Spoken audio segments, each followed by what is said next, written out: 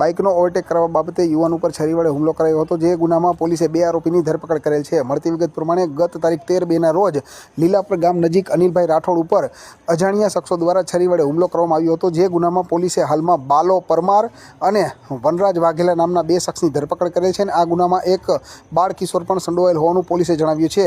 અને બાઇકનો ઓવરટેક કરવા બાબતે અનિલ રાઠોડ ઉપર છરી વડે હુમલો થયો હોવાનું સામે આવ્યું હતું. લીલાપર રોડ ઉપર એક ખૂની હુમલાનો બનાવ બનેલો હતો, જેમાં એક ઈજા પામનાર છે તે ત્યાંથી પોતાના ઘર લીલાપર ગામના હોય સજ્જનપર ધુંડા ખાતેથી પોતાનું કામ પતાવી અને મોટરસાયકલ લઈને જતા હતા, ત્યારે લીલાપર ધુંડા રોડ ઉપર પાર્ટી પ્લોટ શિવમ પાર્ટી પ્લોટમાંથી પોતે બાઇક લઈને જાય છે.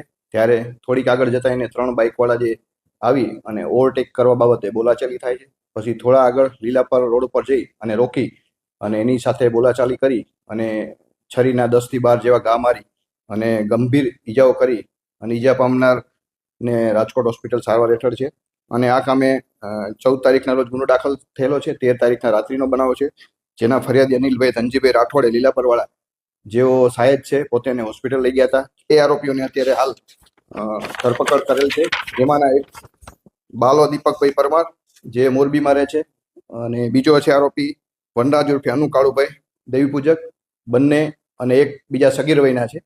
આ 3 મોટરસાયકલ લઈને નીકળેલા, એમાં બંને વચ્ચે બોલાચાલી થઈ, છરીથી એને ગંભીર ઈજાઓ પહોંચાડી છે. એમની પાસેથી એક કાળા કલરનું જૂનું જે ગુનામાં વાપરેલું મોટરસાયકલ છે એ પણ કબજે કરેલું છે, અને એક છરી જે છે એ પણ કબજે કરેલ છે. એની પાસેથી 2 મોબાઈલ પણ મળેલ છે.